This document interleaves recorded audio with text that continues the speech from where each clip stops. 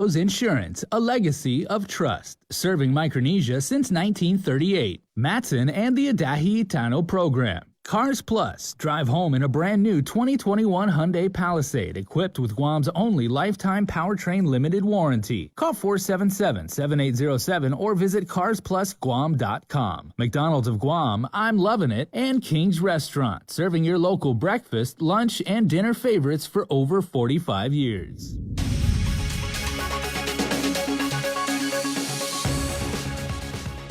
Ahead on primetime, a vehicle struck 5 individuals in front of Benevente Middle School this afternoon. Plus, Sabrina Salas-Matanani has the latest on an FBI investigation involving gambling. And tomorrow marks the first day of tax filing season. News you need to know. Hafa and good evening, I'm Peter Santos. It started as a site inspection to address overgrown trees outside Benevente Middle School in Derrida, but ended up with 6 people hospitalized, one of them being the village mayor. Here's more. Yet another auto pedestrian accident occurred this afternoon right outside the front gates of Benevente Middle School in Derrida, marking the island's 3rd auto pedestrian incident in less than a month. I immediately just picked up my radio and my phone and started calling 911, and it was so quiet, it was so fast. Department of Agriculture Forestry Division Chief Christine Fajarin gave her first-hand account of the incident that sent 6 people to the hospital. We were here for a site inspection with Department of Education, the administration from BMS, and the mayor's office. So Mayor Savars and her team. And we were all on the sidewalk looking up, doing an inspection when the railing started to shake. And we looked down and noticed it was moving away from us. And when we looked up to our left, we noticed that this car racing down the sidewalk. But yeah, there were about five of our team, of the group that were hit by the driver. So the immediate response was everybody's conscious, everybody okay. Relay that to dispatch and request for support. According to GFD spokesperson Kevin Riley, all 6 individuals involved, including the male driver of the vehicle, required immediate medical attention and were transported to GRMC and GMH. They have significant injuries on some have minor injuries, but we'll be transporting all of them. The driver of the vehicle was unconscious at the time. Our units transported him as well. GDOE Superintendent John Fernandez says he was alerted to the incident. We're just working with fire and police to see what happened, let them do their jobs.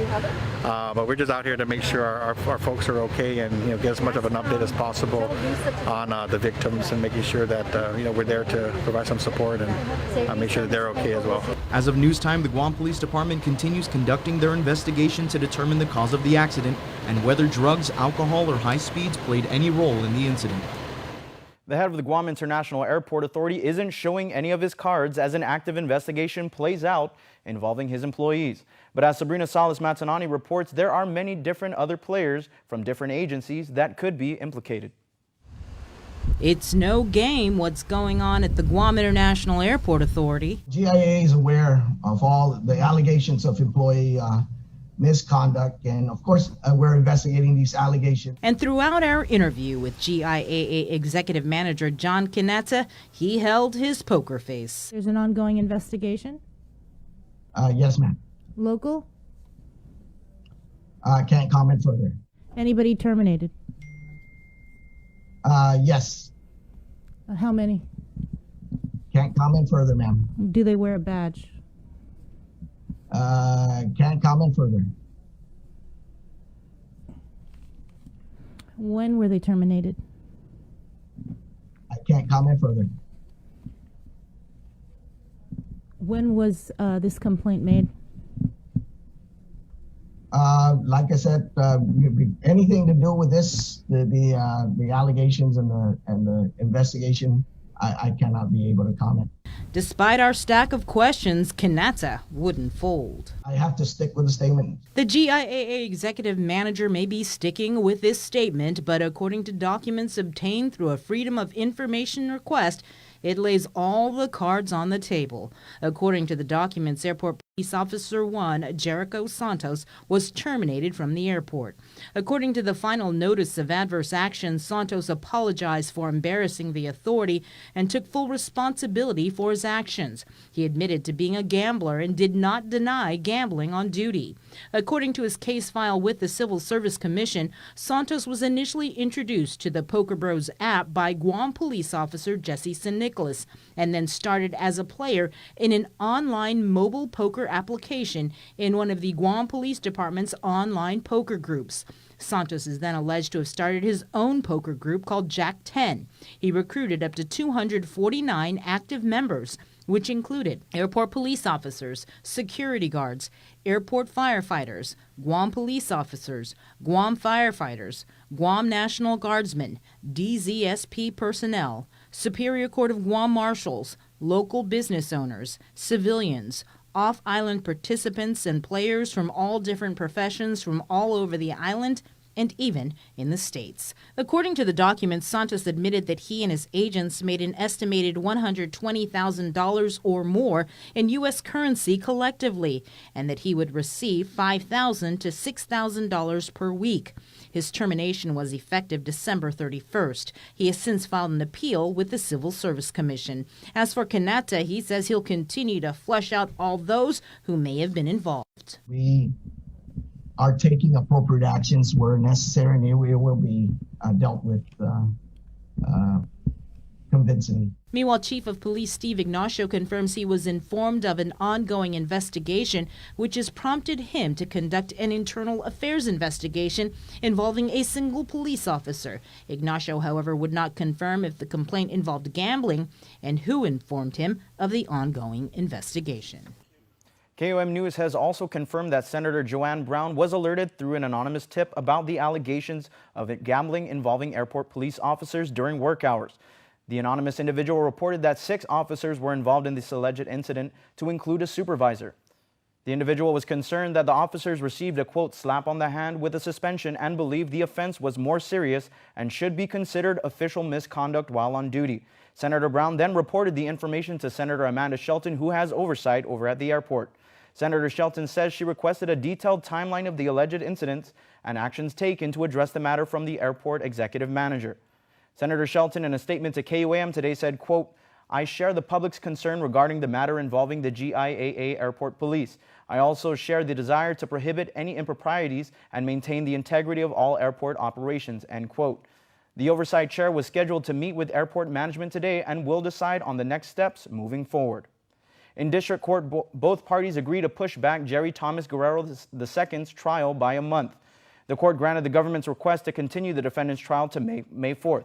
According to United States Attorney Rosetta San Nicolas, an issue has arisen with one of their FBI witnesses who may no longer be available to testify. Guerrero was arrested for the production of child pornography involving a 14-year-old. Attorney San Nicolas said in the government's case, the government's case in chief is expected to take at least a week and a half. A status conference was scheduled for March 1st. With a backlog of about 900 referrals waiting to be vetted by Child Protective Services, DYA Director Melanie Brennan says they are in need of hiring additional staff. There is one supervisory position. There are several entry-level, and entry-level at CPS is a social worker 2.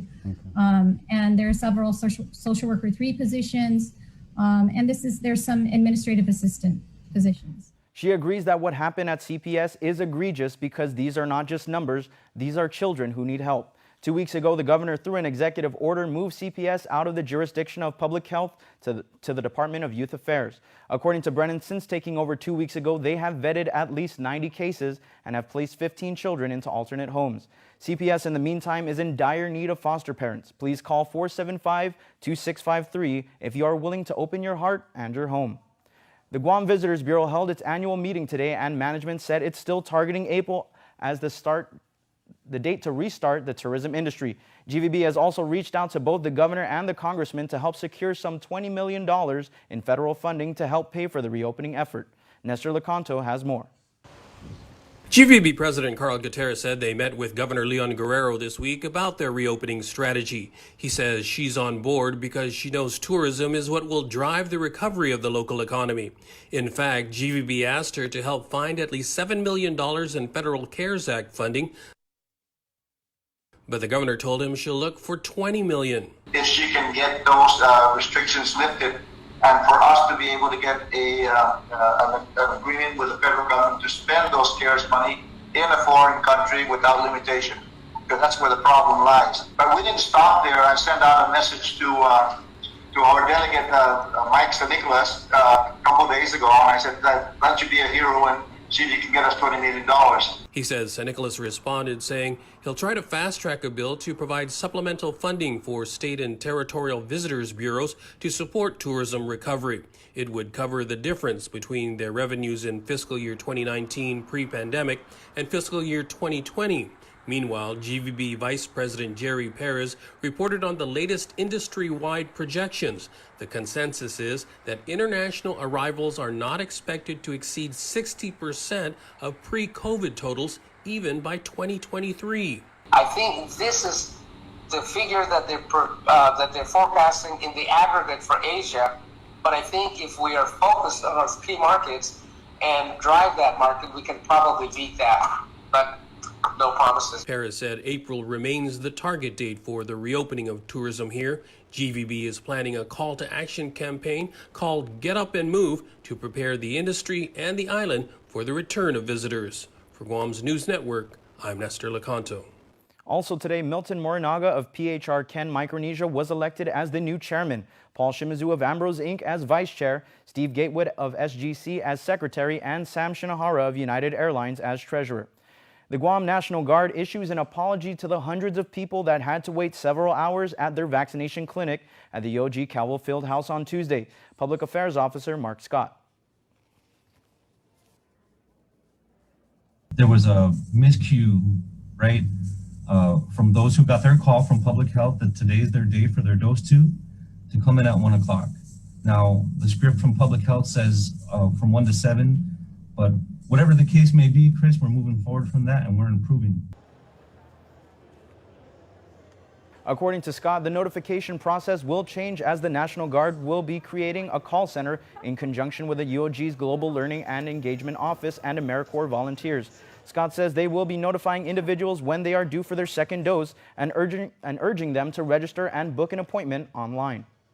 We want to apologize for that first day. It did take us a few hours to stabilize with the 300 people that were there at the opening gate, and there were some delays. So we're sorry for that inconvenience, and we're going to work to make it better. Yesterday was smooth.